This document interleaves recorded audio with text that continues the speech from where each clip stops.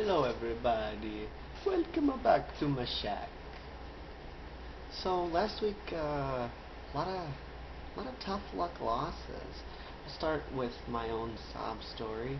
It involves me not having a firm enough grasp on how the league works, so rather than starting the 21-point Ravens defense, I had to start the 3-point Broncos defense. Sad face. I scored more points than pretty much everybody except for the guy I played, so we'll file that as tough luck loss number 1. Tough luck loss number 2 went to Jared, who for some inexplicable reason decided to start Arian Foster despite the fact that all the major sporting news outlets said he was out by about 9 o'clock Sunday morning. Tough luck, Jared. You ended up losing because of that.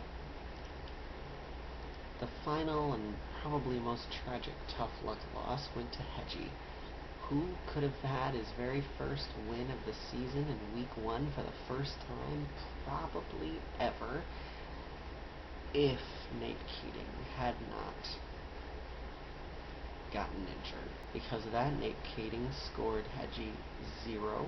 He would have at least scored Hedgie 3 points because there were 3 extra point attempts, and 3 points would have given Hedgie a 2-point victory. However, as it was, Nate Keating scored 0 and Hedgie lost by 1 point.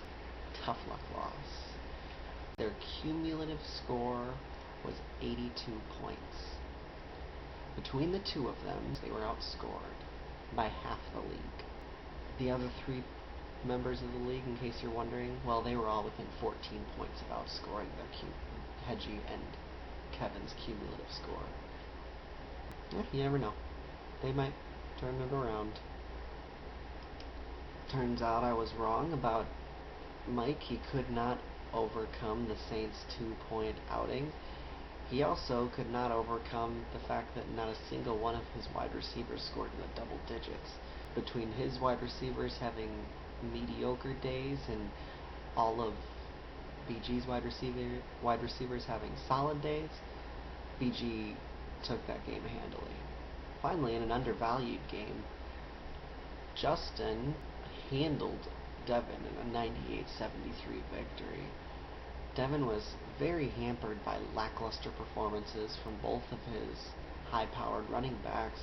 Matt Ryan will be fine, but didn't really help Devin this week, and because of those 3 things, 2 running backs and 1 bad quarterback outing, Devin ended up getting handled by Justin and has a little bit of a hill to climb going into the second week of the season.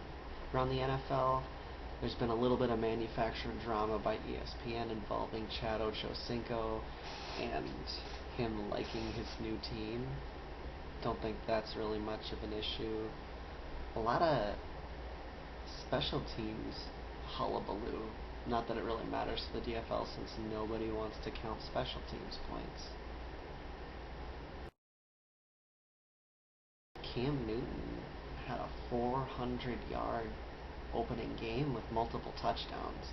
The jury's still out on whether or not Cam's going to be an actual viable fantasy option, but turns out that with talent like that comes a lot of potential for fantasy points. A lot of unexpected performances. It looks like the waiver wires might be ripe for the picking this season. Around the DFL, there were a couple of items of note, both of which involved Allen. Item number 1, Allen had picked up Josh Brown off the waiver wire.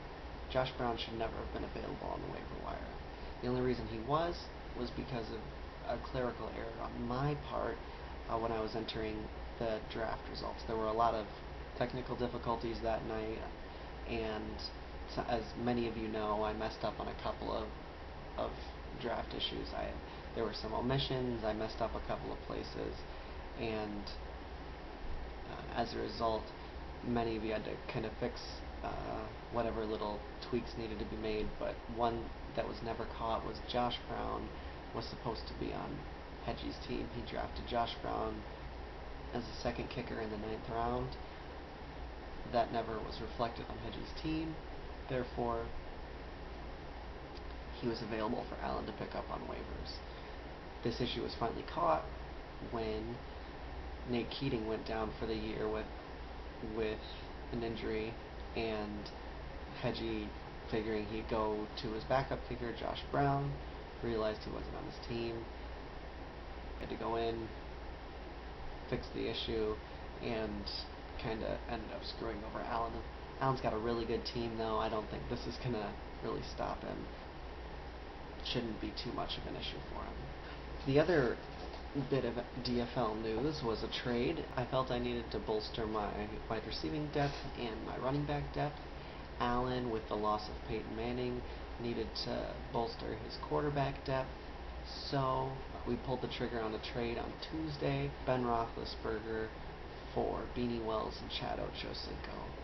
Both of us addressed needs on our team, and I feel like it's probably going to end up being a win-win for both teams. Week 2 has a lot of intriguing matchups. JVS versus Mike. Mike looks to bounce back from a pretty tough Week 1. Great quarterback matchup. Tom Brady versus Drew Brees. Just some back-to-back great quarterback matchups for Mike.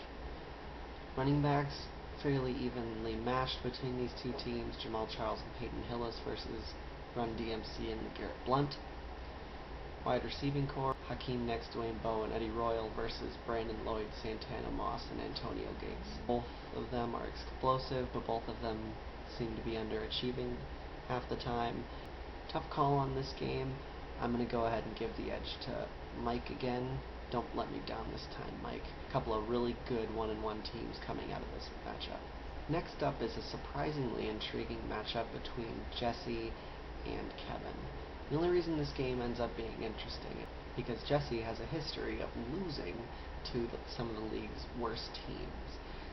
Matt Stafford has another fantastic game. If Maurice Jones-Drew has another good game, and if Javid Best performs like he's capable, then Kevin might be able to pull off some sort of crazy upset, and Jesse might continue his losing streak against the dregs of the DFL.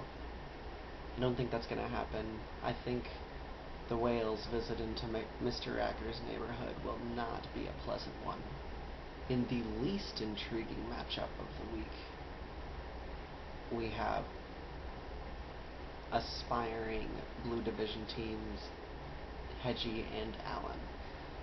Allen at this point has no kicker. I'm sure he's going to rectify that situation as soon as possible, but even without a kicker, Allen might win this game. He is just better top to bottom, with the exception of number 1 wide receiver talent.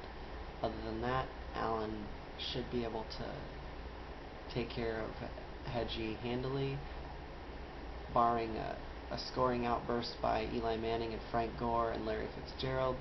There should be no question on this game. Allen wins hands down. Next up we have BG versus Jared.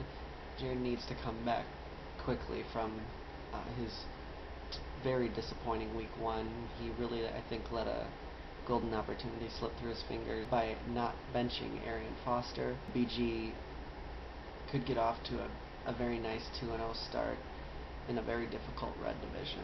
BG has a much better wide receiving core and quarterback than Jared, and BG's going to win this game going away.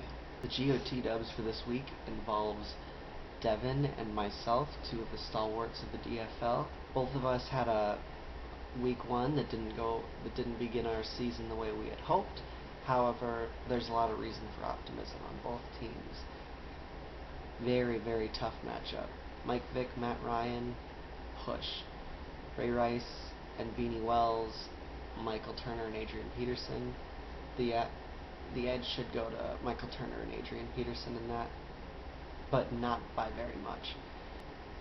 Greg Jennings, Kenny Britt, and Ocho Cinco versus Calvin Johnson, Reggie Wayne, and Brandon Marshall. Really, with how their offenses are clicking, I think I give myself the advantage on that. Running backs go to Devin, wide receivers go to me, push on the quarterback. How do you call that game? I think I might be able to squeak this game out, but not a game I want to bet on. Neither of these teams are what should be 0-2 teams, but one of us is going to be after this week. Nice opening week, everybody. We all came to play. We all had something to prove. Everybody except Kevin and Hedgie proved what they wanted to, and Hedgie, you got a lot of work to do to achieve your goal of not being the league's doormat any longer. Kevin, you never know, you might start out 2-0 again and on the road to proving us all wrong once again. It's going to be a fun week too, and we're on the road to a fun 2011 12th DFL season. See you next week.